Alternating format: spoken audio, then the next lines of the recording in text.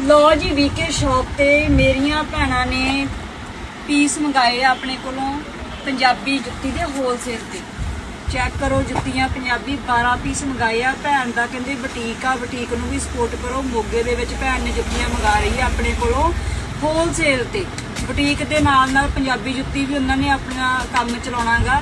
तो अपने को सिर्फ 12 पीस हजे भैन ने मंगाए आ। अगे अगे जिवें सेल आउट होई जाने जे भैन अपने को होर मंगाऊगी, ठीक है जी। तुसीं अपनी वीके शॉप ते होलसेल ते भी अपने को पंजाबी जुत्ती मंगा सकते हो विश्वास करके। एक नंबर क्वालिटी होंदी है, बिल्कुल ही सॉफ्ट जुत्ती रहूगी। देखो चेक करो, ठीक है जी।